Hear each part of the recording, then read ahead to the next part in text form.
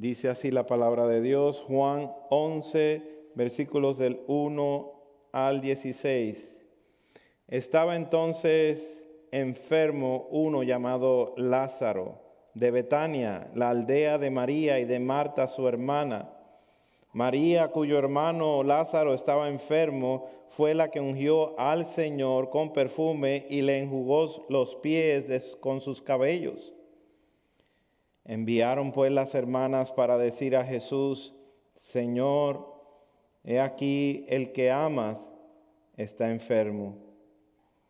Oyéndolo Jesús dijo: esta enfermedad no es para muerte, sino para la gloria de Dios, para que el Hijo de Dios sea glorificado por ella.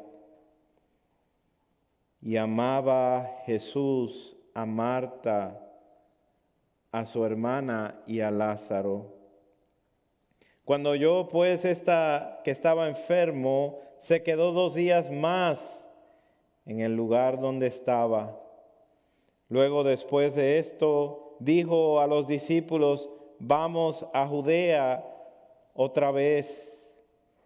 Le dijeron los discípulos: Rabí, ahora procuraban los judíos apedrearte, ¿y otra vez vas allá? Respondió Jesús: ¿no tiene el día 12 horas?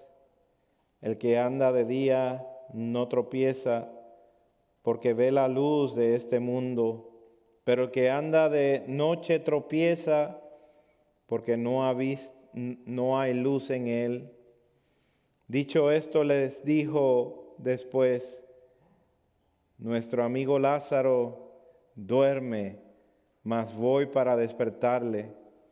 Dijeron entonces sus discípulos: Señor, si duerme, sanará. Pero Jesús decía esto de la muerte de Lázaro, y ellos pensaron que hablaba de reposar del sueño.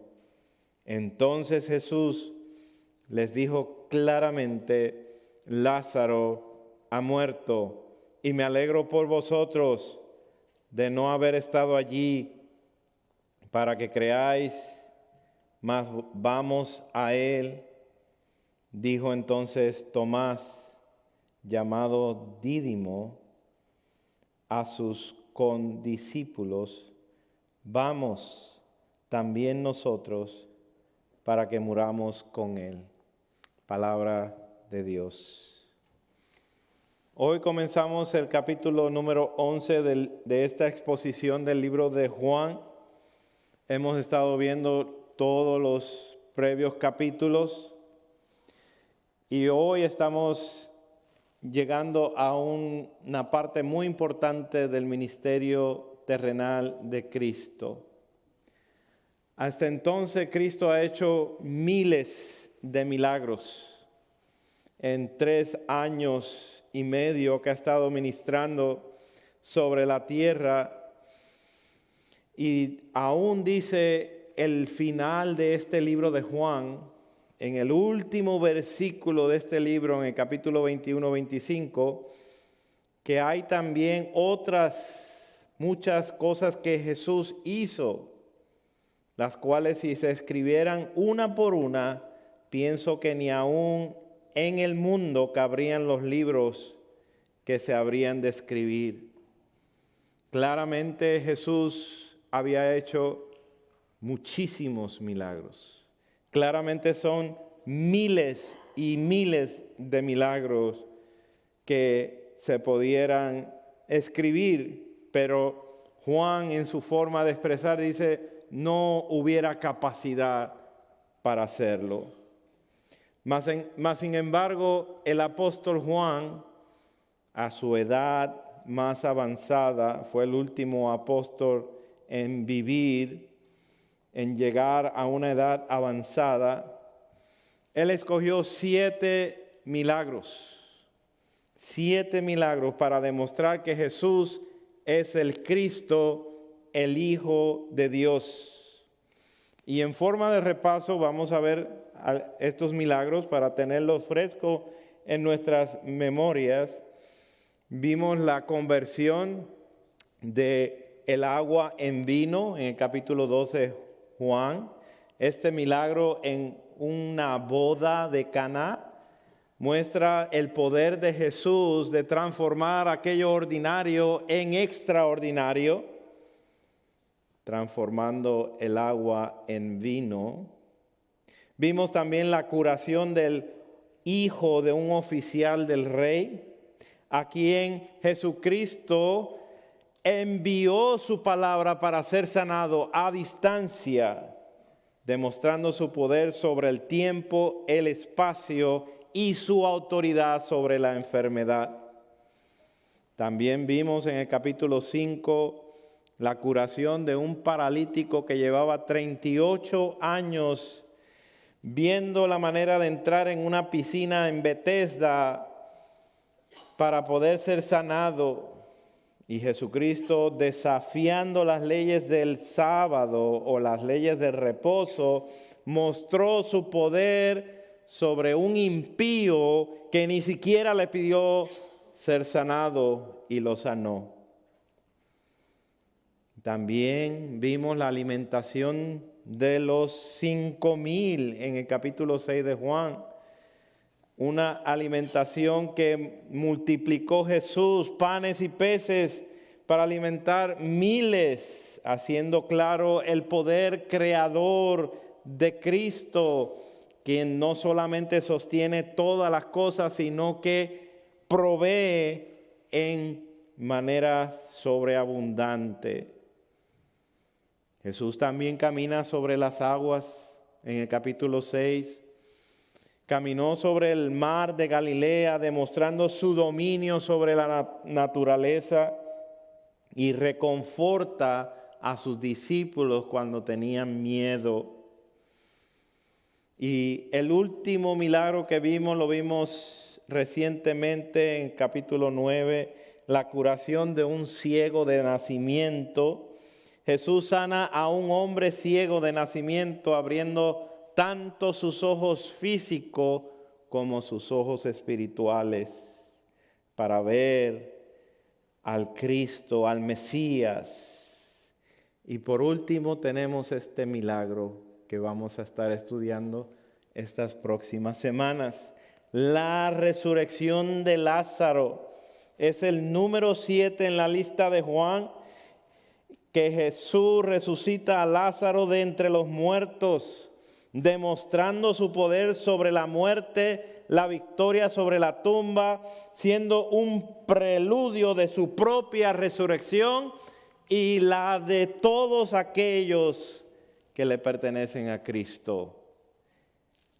Estos milagros, según el Evangelio de Juan, no son solo eventos asombrosos, sino que también funcionan como señales que apuntan a la identidad de Jesús como el Cristo y como el Hijo de Dios. Con este milagro de Lázaro se cierra una serie de señales, de milagros de parte de Jesucristo.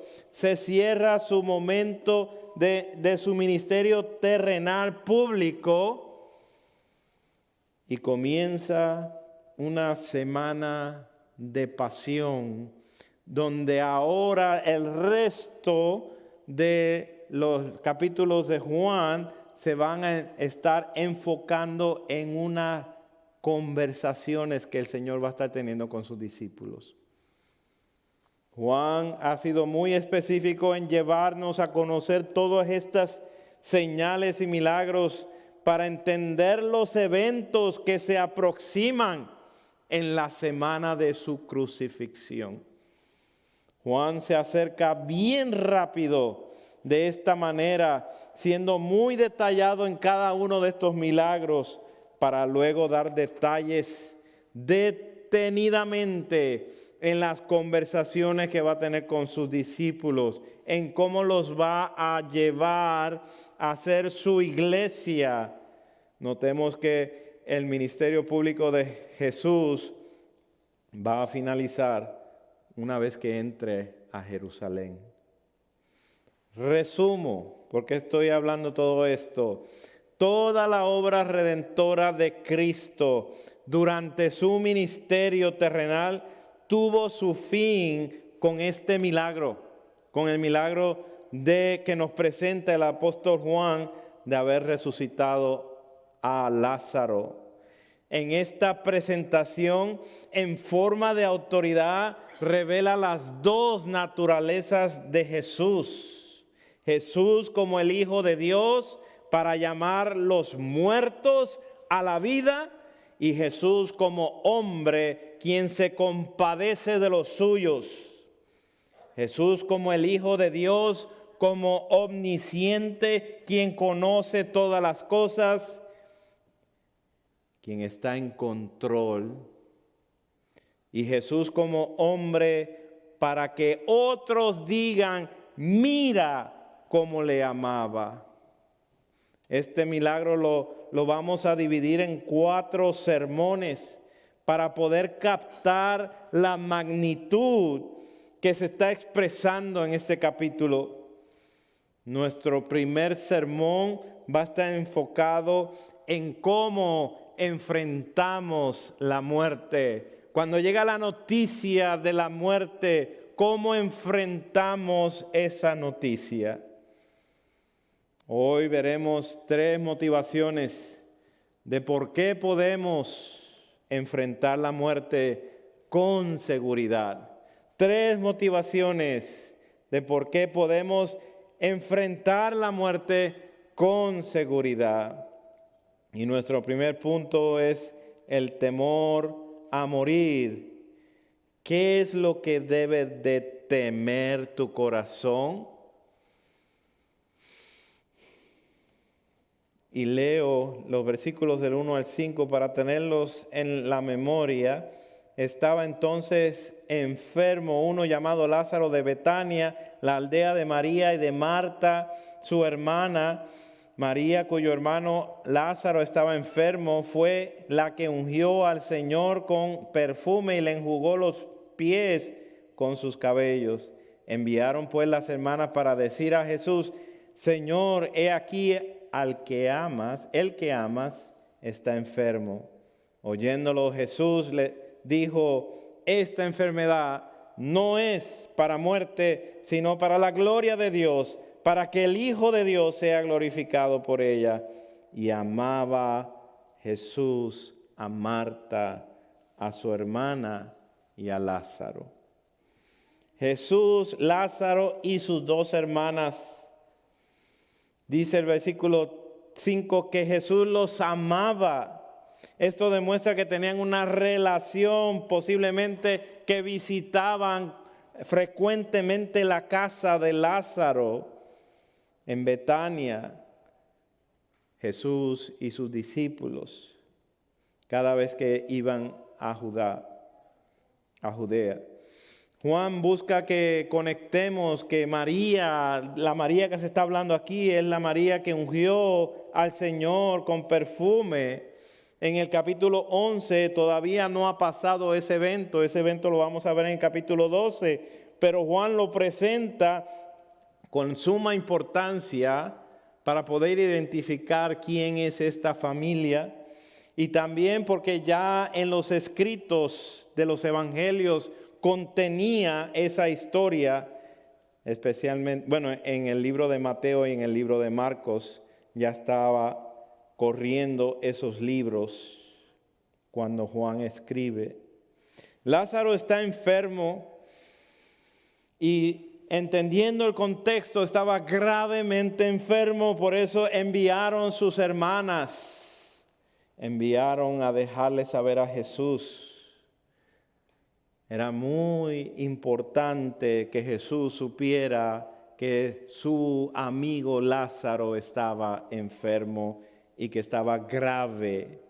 La petición de estas hermanas llegó a los oídos de nuestro Señor, así como llegan nuestros ruegos, nuestras oraciones a Él. No hubo distancia, no hubo estorbo para que llegaran estas peticiones delante de Jesús el día exacto, quien las recibe, dándole a entender a ellos, los mensajeros, quienes van a llegar con ellas, las que enviaron, de reconocer que esta enfermedad no es para muerte, sino para la gloria de Dios, para que el Hijo de Dios sea glorificado por medio de ella. El resultado final es que esta muerte dé la gloria a Dios y sea exhibida a tal modo que se vea claramente el Hijo de Dios glorificado. Qué maravilloso mensaje, que la muerte de un amado del Señor sea para la gloria de Dios. ¿Has pensado cómo enfrentarás la muerte para que con gracia y valor sea para la gloria de Dios? Que Cristo Jesús, el Hijo de Dios, sea glorificado, como algunos que han tenido que dar sus vidas por el testimonio de Cristo. Así también que nosotros nos dispongamos por un digno Salvador Jesucristo, dar nuestra propia vida. Oh hermanos, el mundo tiene todo derecho a tener miedo ante la muerte, pero recuerden que Cristo quitó el aguijón del poder de la muerte para todos aquellos que le pertenecen a Cristo. Ellos seguirán viviendo por la eternidad y seguirán en el reino de Jesucristo, sin darse cuenta que enfrentan el juicio inminente aquellos que no conocen a Cristo, aquellos que rechazan el Evangelio, que piensan que al morir aquí termina su vida y les provoca miedo. Pero aquellos que son de Cristo no tienen ese miedo. Aquellos que le pertenecen a Cristo conocen que ya no hay poder para la muerte, que es una transición de esta vida para estar delante de la presencia del Señor. Aquellos que no confían en Cristo van a reaccionar como Adán reaccionó cuando oyó la voz del Señor y se escondió porque estaba asustado. Oh, ya no hay más condenación para aquellos que están en Cristo. Toda persona inconversa vive su vida con el objeto de la ira de Dios sobre ellos. Y si Cristo no los salva, morirán en sus pecados. Oh, pero qué tesoro maravilloso para el creyente saber que muere e inmediatamente está en la presencia de Cristo. Así como lo detalla Pablo en 2 Corintios 5, estar ausentes del cuerpo es estar presente con el Señor. Nuestros cuerpos se irán al polvo, se mezclarán con el polvo de la tierra, pero un día con voz de mando, con voz de trompeta, Cristo aparecerá y todos resucitaremos para la gloria de Él. Jesús conoce tus obras, las de cada uno de nosotros, y esto trae aliento a nuestras vidas, trae unidad de una nube de testigos que ya están en la presencia de Dios, fieles del Señor, que hoy disfrutan de la eternidad, porque Cristo pagó el precio en la cruz. Entonces, ¿por qué tienes miedo? ¿Por qué te asusta la muerte?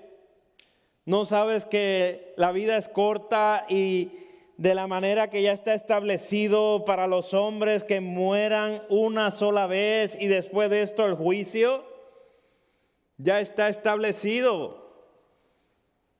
Todos compareceremos ante el tribunal de Dios,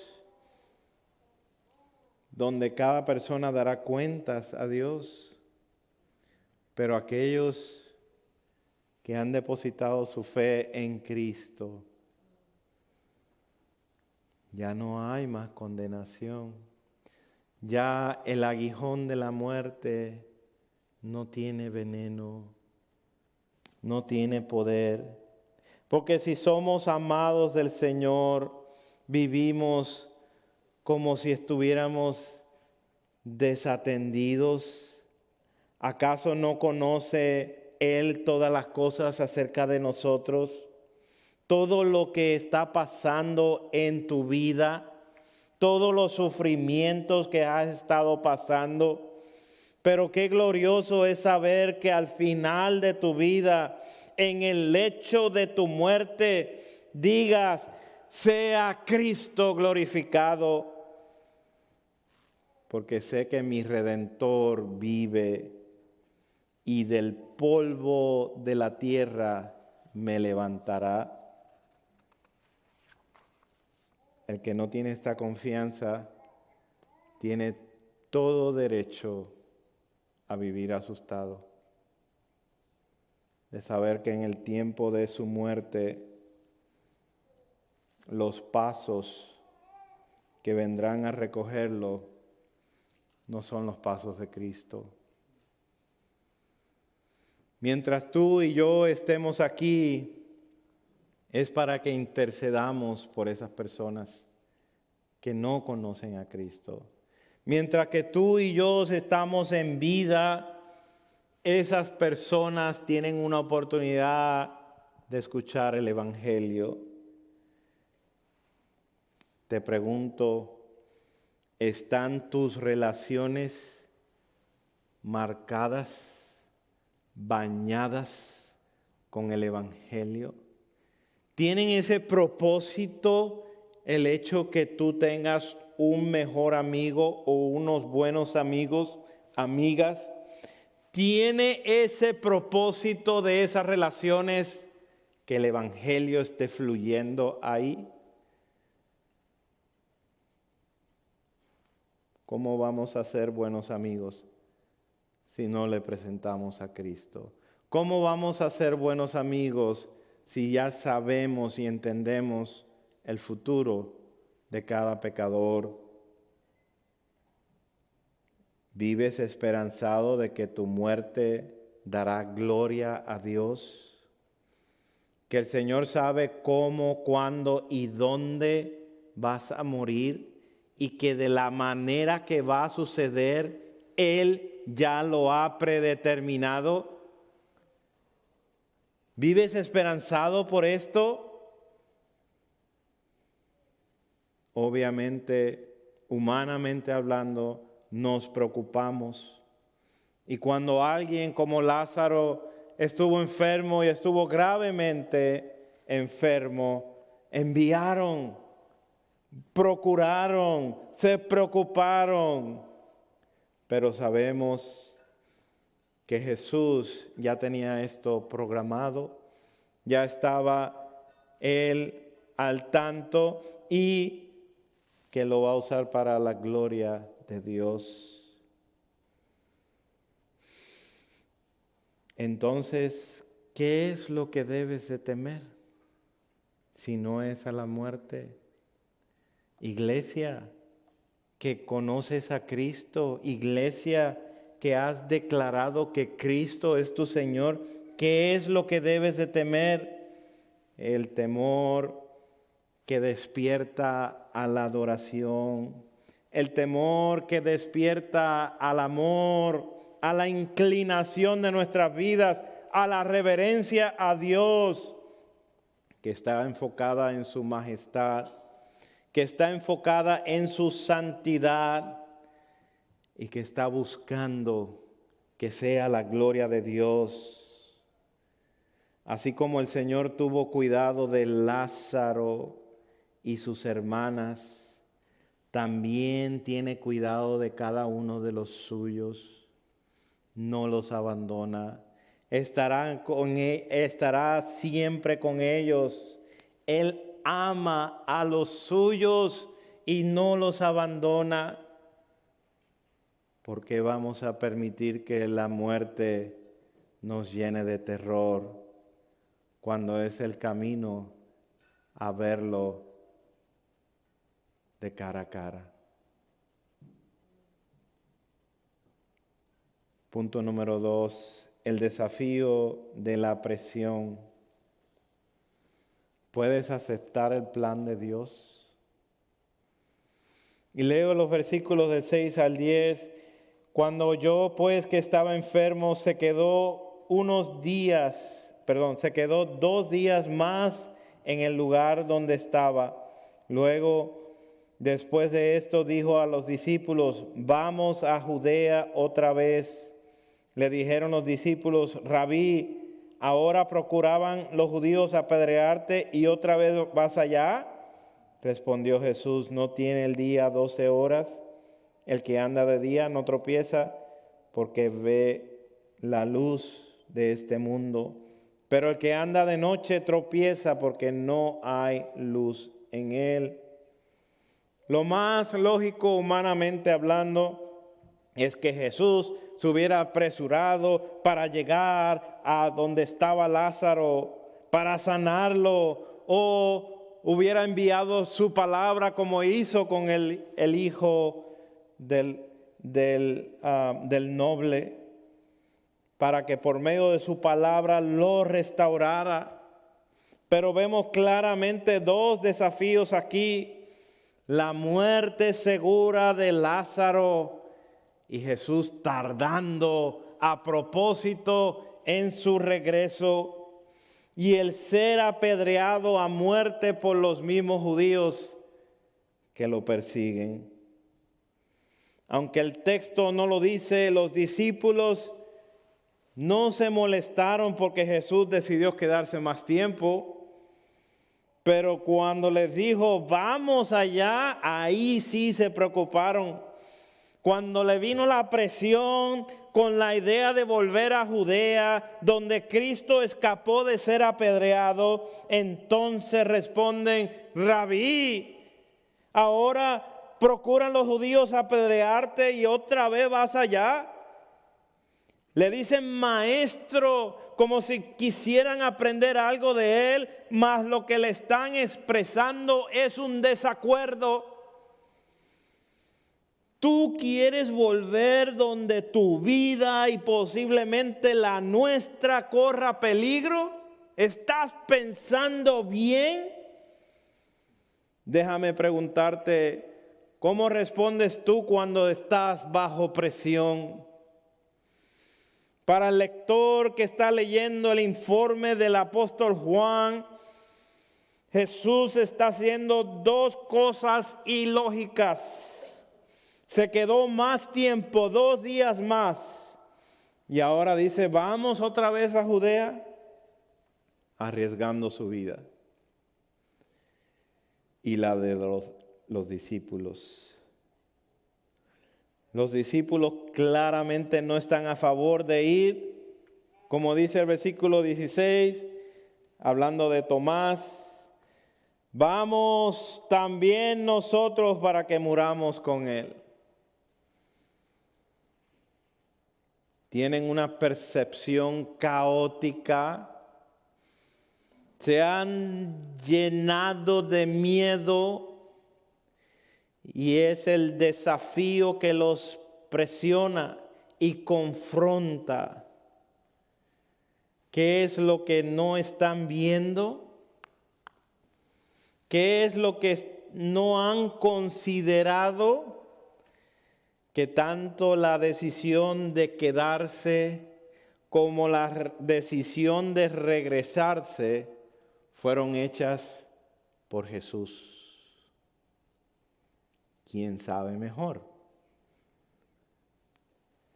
por el mismo que ellos vieron caminar sobre las aguas, por el mismo que ellos vieron alimentar a miles, por el mismo que con solo enviar su palabra sanó a un enfermo a distancia, por el mismo que vieron a un ciego que nunca había visto, que ahora no solamente lo puede ver, sino que se postró delante de él para adorarle.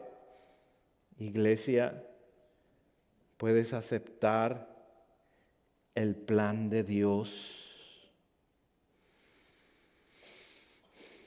En vez de estar expresando desacuerdos, que estás en desacuerdo o quejándote que no estás en acuerdo con Dios, puedes aceptar el plan de Dios en tu vida cuando estás bajo presión, cuando no te hace sentido lo que el Señor está haciendo en tu vida.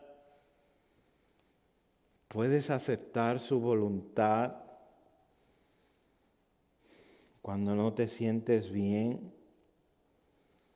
¿O te vas a quejar como hicieron los israelitas cuando fueron libertados de Egipto y se quejaron delante de Moisés? Nos sacaste de Egipto para que muramos en el desierto.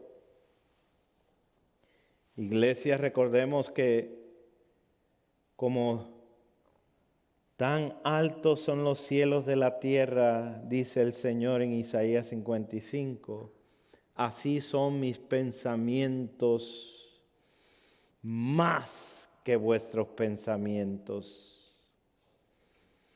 Oh, pero escucha la dulce respuesta de nuestro Señor, quien es inmovible de lo que hará, nada le sorprenderá, nada lo detendrá. Y responde en versículo 9, ¿no tiene el día 12 horas? El que anda de día no tropieza porque ve la luz de este mundo. Pero el que anda de noche tropieza porque no hay luz en él. Jesús emplea una metáfora para ilustrar la duración de su tiempo aquí en la tierra y de su plan.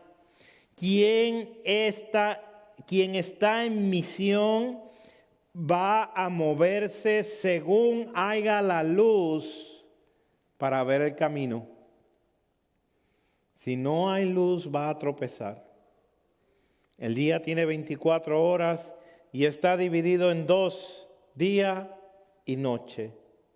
Nadie puede agregar más tiempo al día, ni nadie puede quitar tiempo a la noche. Así está resuelta la misión del Hijo de Dios. No se puede prolongar ni tampoco se puede acortar. Ha sido fijado en el decreto eterno de Dios. Si andamos a la luz del plan de Dios, que a Jesús le era claramente conocido, entonces sometámonos al mismo. No tendremos que preocuparnos de nada, aunque tengamos que sufrir y tengamos que morir. Lo contrario es andar en la noche. Lo contrario es estar fracasados en nuestra obediencia a Dios, en rebelión en contra del plan del Padre que ha establecido para nosotros. Vuelvo a preguntarte, ¿puedes aceptar el plan de Dios? ¿Verdaderamente quieres ser seguidor de Cristo? ¿O estás buscando una conveniencia para que esta relación con Dios te lleve de mejor a mejor, te lleve a beneficios, te lleve a riquezas o por lo menos salud.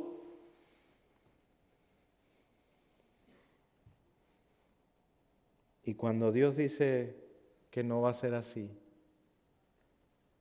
entonces lo abandonas, dejas de seguirlo. ¿Puedes aceptar el plan de Dios en tu vida y en la vida de tus seres queridos? ¿Puedes entender que ni aun la muerte te separará del amor de Dios que es en Cristo Jesús, Señor nuestro? ¿Puedes entender quién está en control? Y eso nos lleva a nuestro tercer punto, la muerte bajo control. ¿Puedes ver la intención del Señor? ¿Puedes ver la intención del Señor para crecer? Y leo los versículos del 11 al 16. Dicho esto, les dijo después: nuestro amigo Lázaro duerme, mas voy para despertarle. Dijeron entonces sus discípulos: Señor, si duerme, sanará. Pero Jesús decía esto de la muerte de Lázaro, y ellos pensaron que hablaba del reposarle el sueño. Entonces Jesús les dijo claramente: Lázaro ha muerto, y me alegro por vosotros de no haber estado allí para que creáis. Mas vamos a él, dijo entonces Tomás, llamado Dídimo, a sus condiscípulos: vamos también nosotros para que muramos con él. Habiendo dicho su metáfora, el Señor procede a revelar sus planes.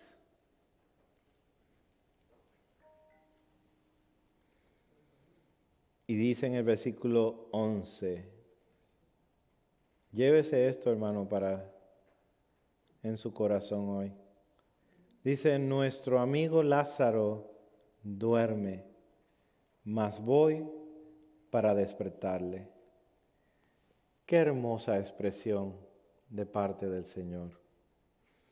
Dice nuestro amigo. Notemos que el versículo 13 y 14 explica que Lázaro ha muerto, pero Lázaro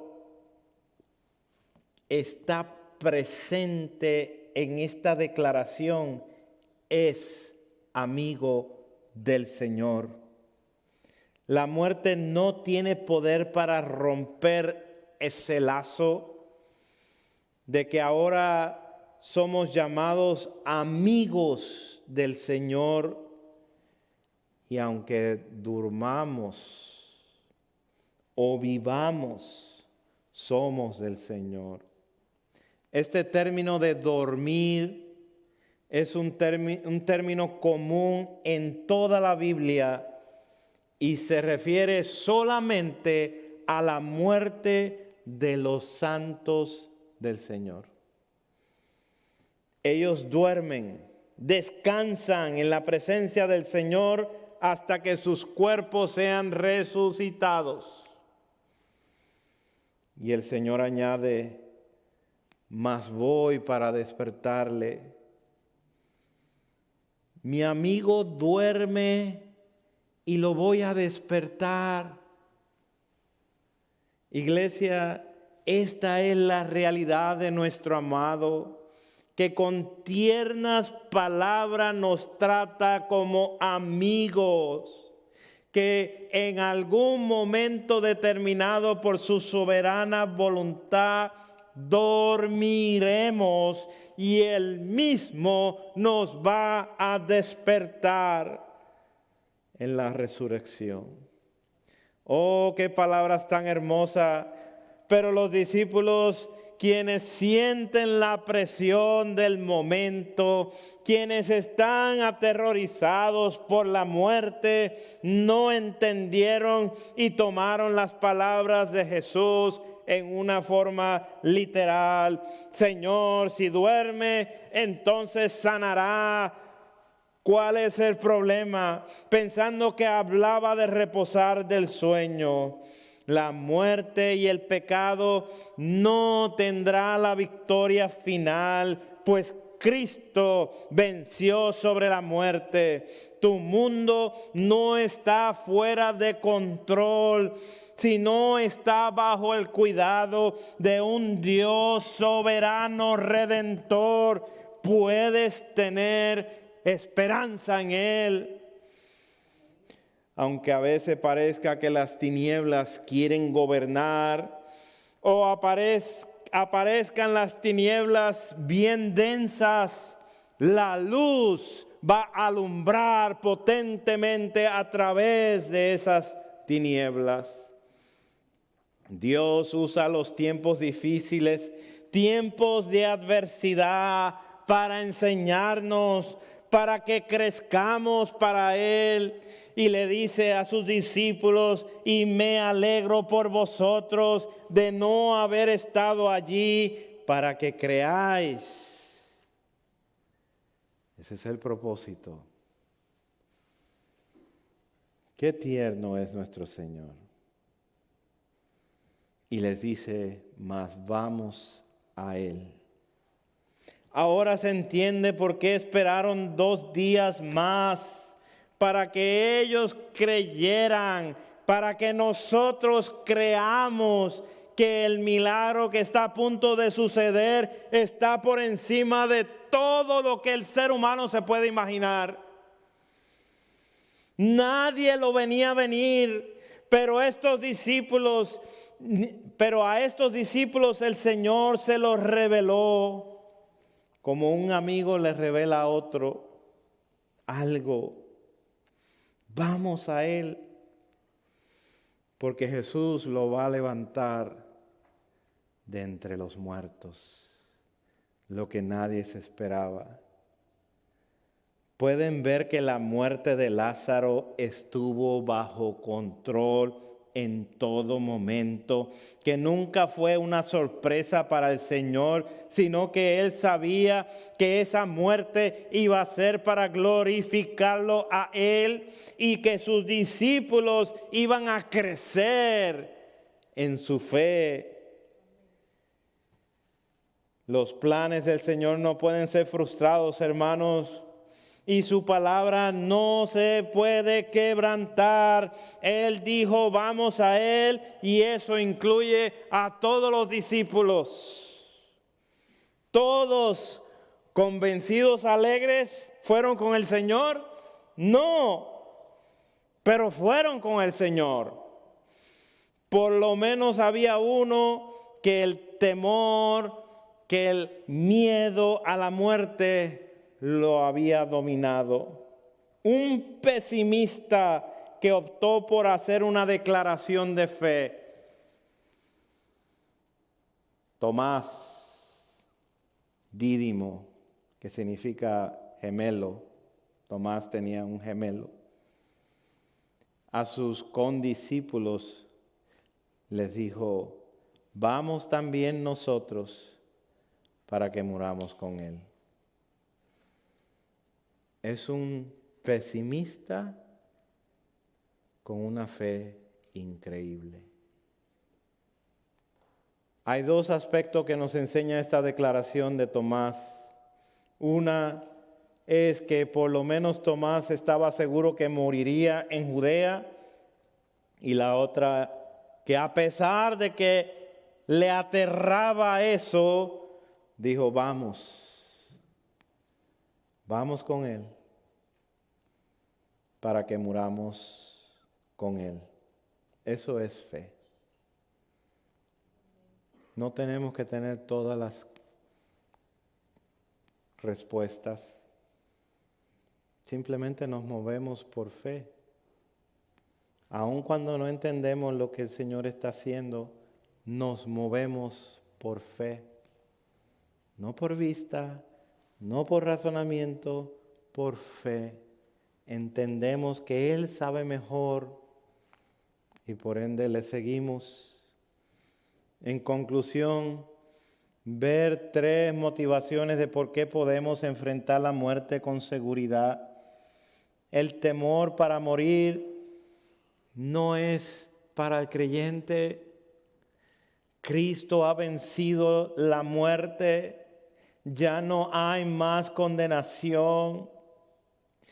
¿Qué es lo que debe de temer nuestro corazón? Temer que Dios sea glorificado por medio de nuestra propia muerte. El desafío de la presión, de lo que está pasando alrededor, de las cosas que vienen a nuestra vida que decimos no entendemos lo que está haciendo Dios, que podemos estar quietos, tranquilos y confiar que Dios es Dios y que la muerte, aún nuestra propia muerte, está bajo control.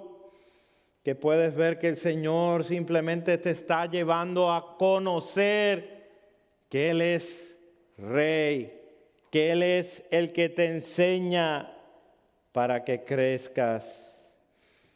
¿Estás comprometido con este fiel y glorioso Salvador que aún tu muerte le puedes entregar a Él, entendiendo que todo será para su gloria y su honra?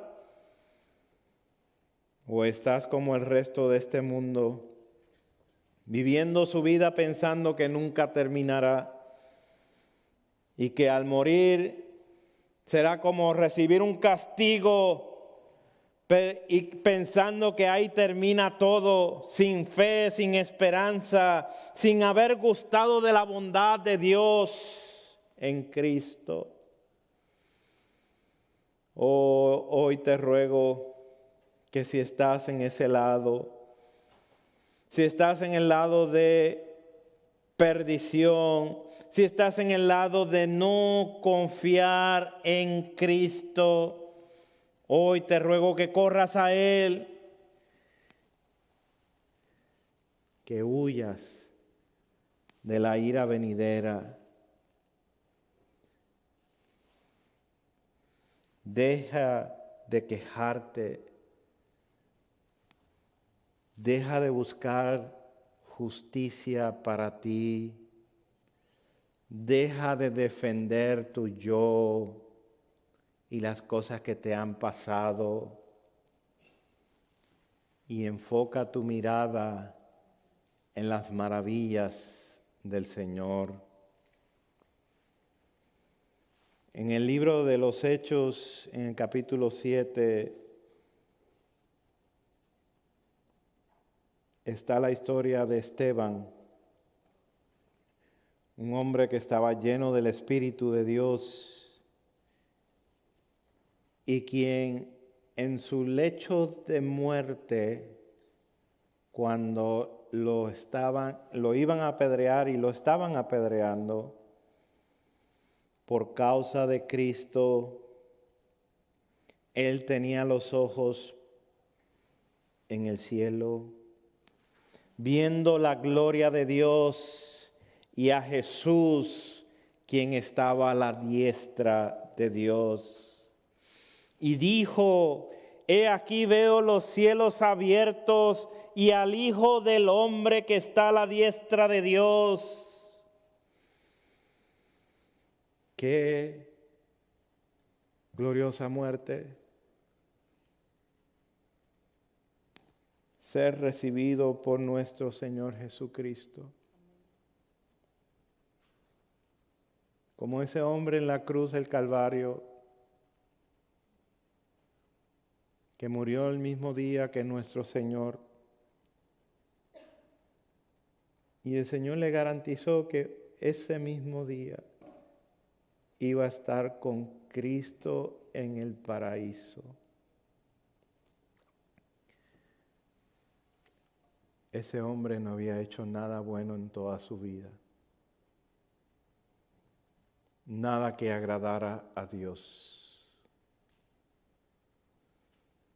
simplemente fue la gracia del Señor, contestando la petición de Jesús: perdónalos, porque no saben lo que hacen. Y Jesús le garantizó estar con él en el paraíso ese mismo día.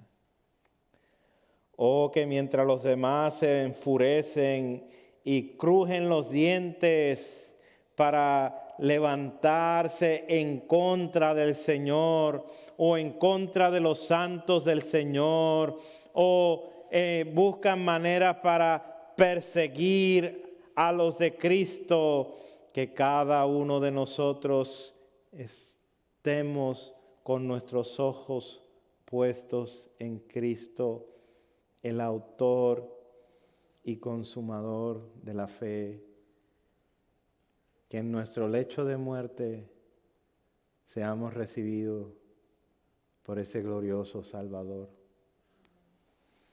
Gracias, Señor, te damos por esta tu palabra.